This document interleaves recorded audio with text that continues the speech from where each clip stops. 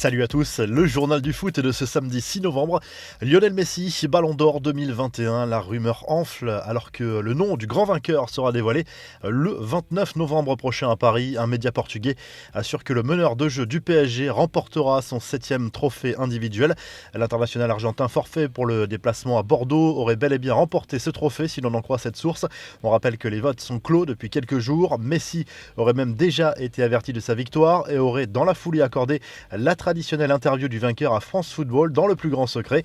Même s'il faut rester prudent à propos de cette information, une éventuelle victoire de Lionel Messi ne représenterait pas une immense surprise.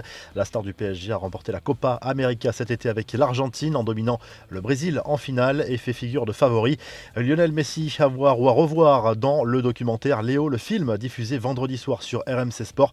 Aucun sujet n'est éludé, y compris celui de l'autisme. Certaines rumeurs affirment que le joueur est atteint d'une forme légère d'autisme et peut-être du syndrome d'Asperger qui se traduit par des lacunes plus ou moins importantes au niveau des interactions sociales notamment. On apprend également des anecdotes savoureuses, comment Guardiola a géré les sautes d'humeur du joueur au Barça, comment le génial argentin a forcé le Barça à le laisser disputer les Jeux Olympiques de Pékin en 2008 ou encore sa détermination à jouer un match de football lorsqu'il était enfant. Ce jour-là, le petit Messi avait été enfermé involontairement dans la salle de bain de la famille et avait été obligé de casser une fenêtre en se blessant à la main pour aller jouer cette finale du tournoi. Messi avait pu entrer en jeu finalement et avait fait gagner son équipe. Les infos en bref avec un petit mot du mercato. L'OL travaille déjà sur son mercato hivernal. Selon les informations de l'équipe, le club rhodanien tente de réactiver le dossier du buteur iranien du Zénith Saint-Pétersbourg, Sardar Azmoun. L'ailier mexicain du FC Porto, Jesus Manuel Corona, est lui aussi suivi. Les confidences d'Olivier Giroud à l'équipe, mis de côté en équipe de France depuis le dernier Euro. L'attaquant de l'AC Milan l'affirme, il ne tire pas un trait sur les Bleus, loin de là. Giroud est également revenu sur le retour de Benzema en équipe de France et sa relation avec Kylian Mbappé. Autre confidence, celle de Didier Deschamps dans un entretien qui sera diffusé ce dimanche sur Amazon Prime Video. Le sélectionneur de l'équipe de France s'exprime sur son avenir. Il envisage de redevenir entraîneur en club à la fin de son aventure à la tête des Bleus. En Ligue 1, les Lensois mettent la pression sur Nice et Marseille. Les 100 et or ont fait forte impression vendredi soir en balayant 3-4-0 dans un stade Bollaert à guichet fermé.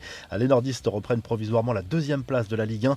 Enfin, des nouvelles de Raphaël Varane, blessé aux ischios en Ligue des Champions cette semaine contre l'Atalanta Bergame. Le défenseur de Manchester United, forfait pour le prochain rassemblement des Bleus, devrait être écarté des terrains pendant environ un mois, voire 5 semaines. La revue de presse s'enfile en Espagne où le journal Sport salue le retour de Xavi au Barça. L'ancien milieu de terrain emblématique du club succède à Ronald Koeman sur le banc. Les Blaugrana ont officialisé la nouvelle la nuit dernière. Cette nomination était dans les cartons depuis plusieurs saisons et le jour J est arrivé pour Xavi qui arrive avec des principes de jeu bien précis. Le Barça joue ce samedi sur le terrain du Celta Vigo en Liga. De son côté, le journal AS se penche sur le derby entre le Real Madrid et le Rayo Vallecano programmé ce samedi soir à Bernabéu. C'est toujours aussi serré en haut de tableau, mais le club merengue espère reprendre la tête du championnat espagnol ce week-end. Le leader, la Real Sociedad, joue dimanche à Osasuna. Enfin en Italie, la Gazzetta dello Sport se penche sur les matchs du week-end en Serie A, mais surtout le derby entre l'AC Milan et l'Inter Milan prévu dimanche soir. Les Rossoneri ont l'occasion de faire un énorme break par rapport à l'Inter avec un potentiel écart de 10 points en cas de victoire. Pour les Nerazzurri, 3e au classement, il faut gagner pour se rapprocher de la tête. Le Napoli recevra l'Hellas Vérone dimanche. Si le journal du foot vous a plu, n'hésitez pas à liker et à vous abonner pour nous retrouver dès lundi pour un nouveau journal du foot.